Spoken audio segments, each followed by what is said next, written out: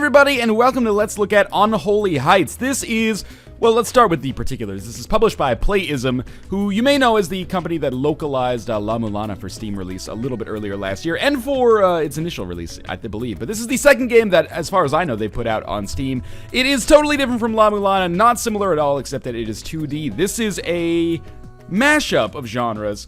On the Steam marketing page, it says it's a mashup between tower defense and apartment management simulator. I don't really see it like that. It's kind of like a weirdly boiled down real-time strategy game combined with that apartment manager tycoon style. We're gonna get started here. I'm gonna load into my existing game, and I'll try to explain what makes this game so goddamn addictive while still being completely perplexing to talk about. The basics of the game, I'm just going to pause it here as we get started, is that this is a game where you play as a landlord. You're an apartment building manager, but you're also Satan. So if I click on the Devil's Room, that is where I am located here.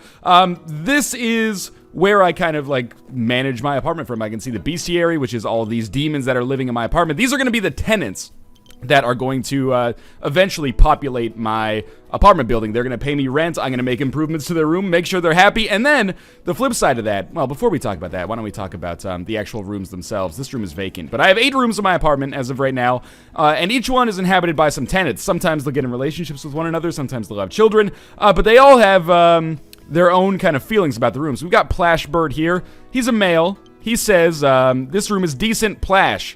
She says, give me wood wallpaper drip. So basically, looking at this screen, it'll tell you a few things. One is how they feel about the room, what their sentiment is right now. So they're saying the room is decent. If I lower the rent a little bit, he'll start to think that the room rocks. So you can see I'm just lowering and raising the rent here. So I lowered it for them, so he likes it a little bit more. And she says, oh, no, I do not want to evict her. She says, give me some wood wallpaper. So I can click on the furniture down here. This is our wallpaper setting, and I can go to wood wallpaper. And it'll cost me a decent amount of money. But now the room rocks, as she says. And now that I've kind of bought into some of their demands, I can raise the rent a little bit higher. So let's do that again until someone says that the room is only decent. Still rocks. Oh my god, I can get the rent crazy high here. Okay, so 72 gold seems to be the good number here, which is pretty nice. And we can go from room to room and see what's up. So this lady says the room rocks, but give me a graphing calculator. Okay, so we'll buy her a graphing calculator for a certain amount of gold and then crank up the rent. And this represents about 1/2 of the gameplay in Unholy Heights. We look at these people and, you know, it's a management simulator. It's a tycoon type game. We see what their needs are, and then we fill their needs as best as we can by buying whatever they want us to buy. And then we just crank up the rent as high as it'll go to maximize the amount of money that we make so we can continue doing this process in the future. So let's continue with this and we'll go through all the rooms. This room rocks. Russell, give me a wood bookshelf. I can do that. We will go to, where's our bookshelf? I think we have to go in miscellaneous. And this is costing me a lot of money, but it'll eventually pay for itself as the rents go up, and of course as we get paid, we'll get more money. Now this lady is, there's some weirdly emergent gameplay. I had her parents living in this apartment, and you know, they fought for me because we are going to fight some demons eventually. And then her parents died, and she was living alone in the apartment. She couldn't pay rent, so I was like, oh, you know what? I feel bad for her because I'm basically the reason her mom and dad died. So I let her stay in my apartment for free. She's also a really nice warrior for me. You can see her stats down here to a certain extent.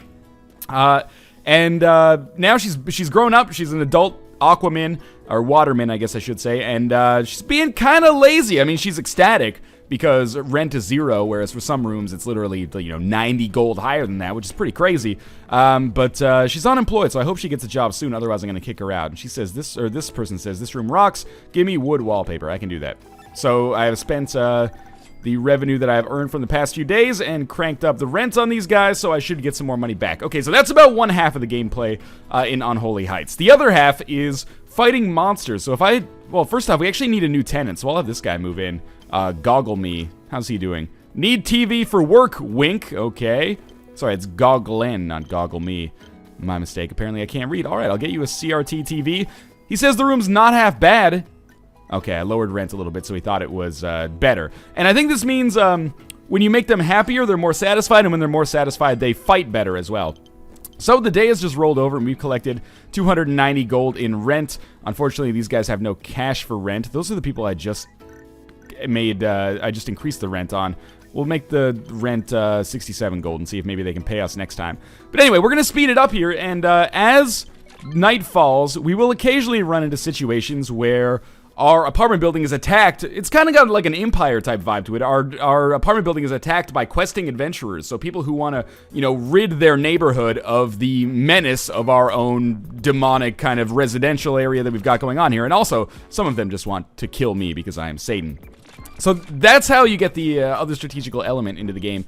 Now, I'm not going to fight anybody just yet, because I did recently have a major battle. So I'm just giving my guys a couple of days to kind of get back up to snuff, get their life back, and then sometimes you just get random raids like this. Okay, so now we have some adventurers that are going to be coming here. It's a guild, and what I want to do is kind of activate my crew at times when I can push them out in order to get maximum combat, or maximal effectiveness in combat. So I'm sending out like a melee creature, my skeleton here, just to do some damage, and it's going to be able to soak up some damage as well, but it might actually come close to dying. Please don't die, thank God. And we're going to try to kill the enemy here without dying ourselves. Okay, that actually worked out pretty well. And we collected some extra rent, but also some people were unable to pay me again today. I keep this lady around, again, because I feel bad for her, because I basically turned her into Bruce Wayne. These people I might actually evict, so I'm sorry about this, but yes, goodbye. You are more trouble than you're worth at this point. I need money, what can I say? Maybe we'll get someone else to come in. So when you see like the light bulb pop up above someone's head, that means they are interested in moving in. So this skeleton would be nice to get another skeleton, which is a melee class that can soak up a little bit of damage. So, not interested, unfortunately. So we just have tenants or prospective tenants randomly walking by, and if they get an exclamation point above their head, they might want to move in. We could probably use some more classes to soak up damage, but if this person wants to move in, I'll probably have them move in. Nope. So each demon that we come across here has different properties. Skeletons have a lot of life. They're a melee class. Kind of use them to soak up damage. They don't really do that much damage. The flowers that we have here shoot projectiles. They have low health, but the projectiles actually travel through enemies, which is very nice. He doesn't want in either. The watermins that we have here are also projectile-based or range-based classes, but they don't shoot through enemies, so you don't get kind of like that piercing damage. And they have a little bit more HP, I think, and I actually have no idea what's going up with the Goglen here. In fact, if we actually go into our bestiary, we might be able to get more information on that. So we'll go into the bestiary and see what's going on with demons. So, the love the darkness, hate demi-humans. The respect for the devil increases every time a resident dies. However, they get bored when the dying stops. So, we actually do have a reputation on ourselves as the devil. And as that increases, we attract more prospective tenants. Hopefully, we get... This demi-human probably won't move in because the demon is maybe a little intimidating. Now that everybody is... I would love to get like one more skeleton moved in. Let's speed up the game just a little bit. Because our current damage sponge is not doing very well for us. She's just not quite strong enough. And we do have one empty room here, and of course we want to fill this room so that if we have more adventurers come in... Oh, please move in. Yes! Oh, no, wait! Okay, so this is... He just fell in love with that lady. So now there's going to be 2 people living in that apartment. So that gives me like double the effectiveness for the same price in rent.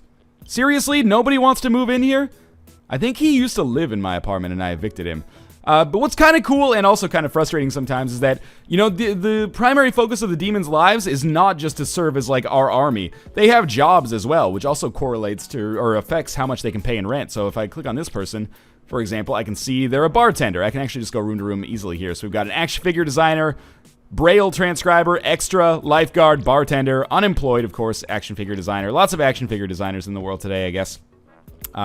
So these people actually, during the course of a day-night cycle, go to their jobs. So sometimes there will be like a really inopportune raid with some very strong enemies, and you're like, well, shit, my good people are all like doing their jobs right now, which is unfortunate for me. Now, this might not be a great idea, but I'm going to look at this quest board. So this is basically the way that we push ourselves forward in the game.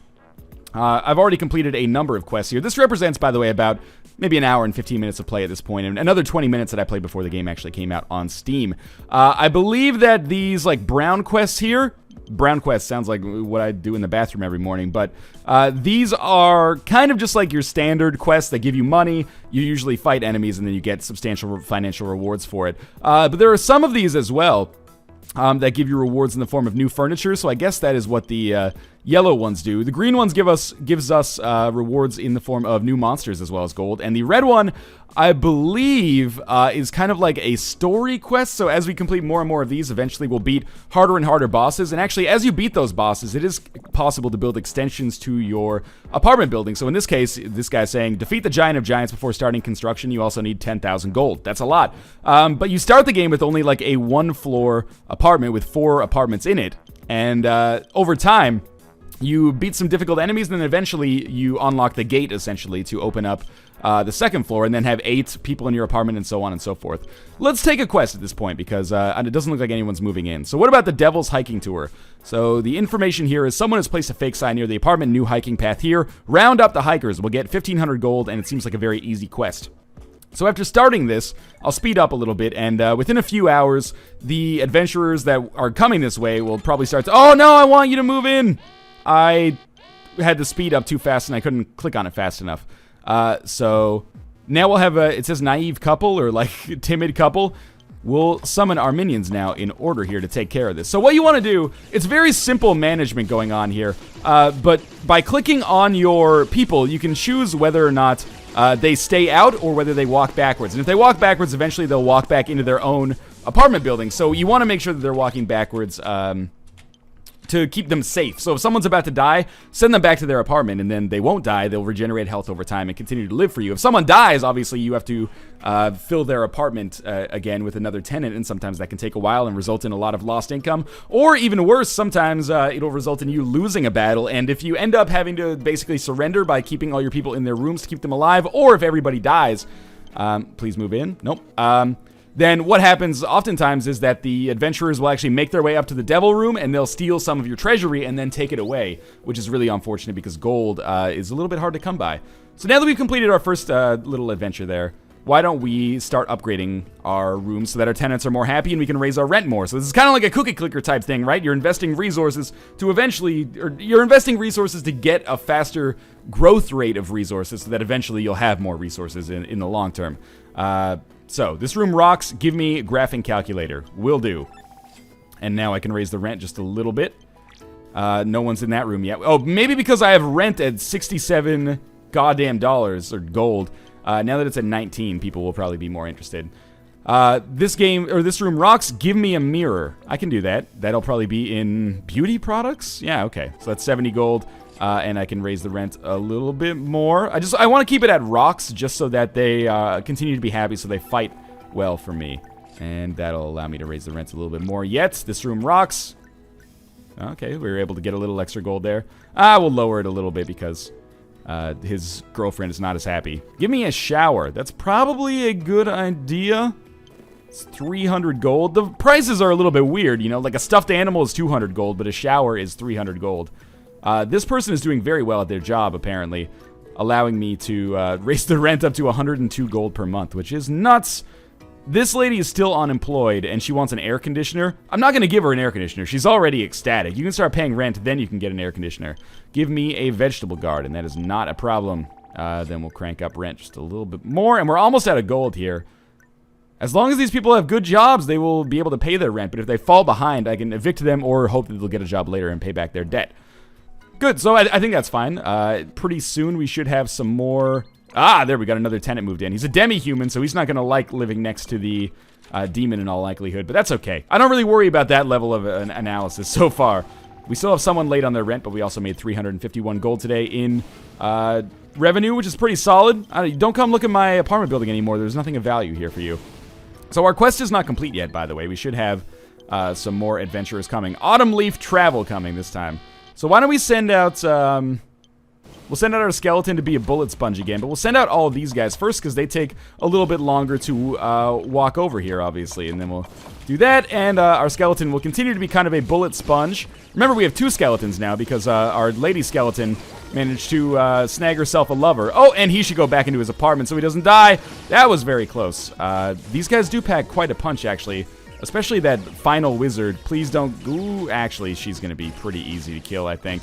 Good. Everyone's going to live. Although a lot of people got a little bit hurt. So we got 48 gold there. And usually quests take the form of like a 3-mission style campaign, if you will. So we get like one wave that is not so difficult, the second wave is a little bit more difficult, and then the third wave is most difficult. There are single wave quests, which are a lot faster to complete, but most of them require multiple waves, which take place over multiple days. So what are my overall impressions of Unholy Heights so far?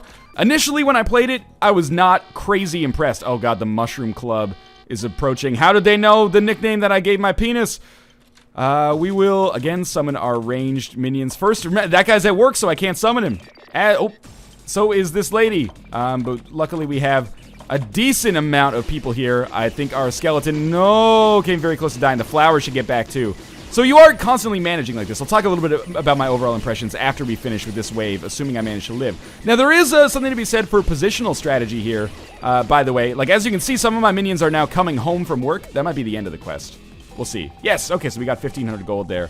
Some of my minions came home from work or wherever they were at. And why don't I just pause so I can talk about this briefly for a second. But when they come home, they'll be behind the enemy. So you can do kind of like a pincer attack, or you can, flank enemies and hit them from multiple sides. It's a little bit finicky because the only way to interact with the game is to, click on your minions and send them back and forward. So sometimes it gets a little bit harrowing to manage. But that's kind of half the fun of the game, is how frantic it is to constantly be shuffling your people back and forth and accidentally making mistakes. And oops, someone died. Now I've got to like lower the rent in this area. Now that I have 2,000 gold, I really hate demi-humans. Wink. So he wants me to evict the other demi-human in all likelihood. I really hate demons. Clip clop. No bronies allowed in my apartment. I'm just joking. I don't want to drum up that whole can of worms. Overall impressions of the game. Originally when I played it, not that impressed. I think the interface is a little idiosyncratic. Navigation is weird too. Like, it's entirely done by the mouse. Back is with the right click. You can also use escape, but with the mouse takes a little getting used to. And not all of the UI stuff seems super intuitive. Like, someone will ask for something. Let's find a good example here. I accidentally lowered rent on that guy. Give me wood wallpaper. That's a bad example. This is a good one. Give me lonely flower. And then you're looking at this and you're like, okay, how do I give this person a lonely flower? It's harder to tell on like a blank room as well, like a room that you just start with. So you have these empty spaces that are stars. And what these essentially mean are, you can give them something new here. But the way it's kind of laid out, you have like these first 6 options or 7 options or 8 options. And it looks like, okay, they have wallpaper, computer room, TV, CD player, etc., etc. But then you have all these stars, and you're like, do I have to unlock these, or what's going on? Well, it turns out you can just click on them and then go, okay, lonely flower. Where is this? It's not actually here. Okay, this is a good example then. Is that what it... Give me lonely flower drip. Okay. There's a happy tree, vegetable garden, torch flower. I actually don't know where lonely flower is. Maybe it's a symbol? Oh, it is a symbol. Okay, see, this is a fairly good example. I don't really always know exactly where to go right off the bat. It would have been nice if there was actually just like, you click on the star and then it's like a list of items, maybe with pictures and prices attached to them, and then you just scroll down. And additionally, what first struck me as like really shallow and also surprisingly difficult. I didn't reach a fail state the first time that I played through the game, but I had an awfully hard time going through the first kind of gated boss fight. And I think that's because I wasn't really accustomed to the fact that this is going to be a game that requires grinding. You do have to do the lower quests before you try to take on the bigger one. And that might seem logical, but at the same time, I kind of thought it was more of an accessible, like almost mobile-esque game where I could make progress really quickly. Not the case. You do have to grind almost as if this was like an RPG. And it's very important to also pay very close attention to what's going on with your tenants, because if they get dissatisfied, they don't fight as well, they'll move out, they might die in combat if you're not paying attention. So it's a game that actually requires a lot of focus. But after I played like 10 or 15 minutes on kind of the second time, now that the game's out on Steam, I was like addicted. Basically, I was like, I don't want to stop playing this to get my recording setup ready so that I can record this, because it's so addictive. And, that's both a positive and a negative, because I don't know if this game is necessarily going to enrich my life, but I'm having fun with it in the time that I'm playing it. And I don't know if it's going to make it on my, game of the year list or anything like that, but it's a game where I could definitely see myself, and see other people as well, investing like maybe 3 to 4 hours in a day, and maybe 3 to 4 hours on the next Sunday, and then being like, okay, you know what, I'm good with this. And that's all right, considering this is only $4 on Steam. The price is definitely right. Obviously, from an audiovisual standpoint, pretty simplistic, both in terms of visuals and music. The battle theme for when you actually fight is awesome, though. I don't know, it sounds kind of like some kind of Sega CD Vocaloid type mix. I enjoy it a great deal. You want to do another mission? I mean, we could do another mission really here quickly. or here really quickly. So we'll have these guys come, and maybe we'll just fight them once, and then we'll end it. But suffice it to say, this is a game that I doubt, I should say, is going to appeal to everybody. But don't judge it just based on its appearances. You can judge it by its actual gameplay when you start playing it. But it's more positive than you might initially think, just by your first impressions. Let's see if I don't get killed. This skeleton's gonna die so easily.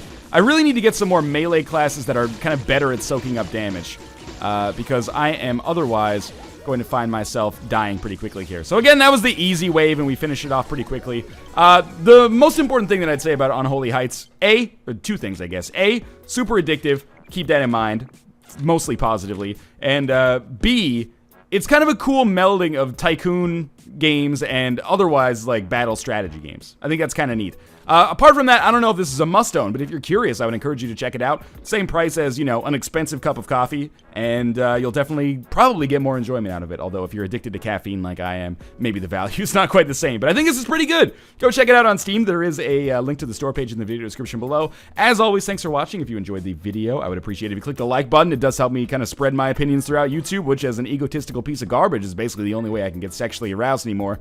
Subscribe if you want to see more first impressions videos of games like this and other games in the future. And of course, leave a comment letting me know what you liked or did not like about the video. And as always, thanks for watching. I hope you enjoyed the video.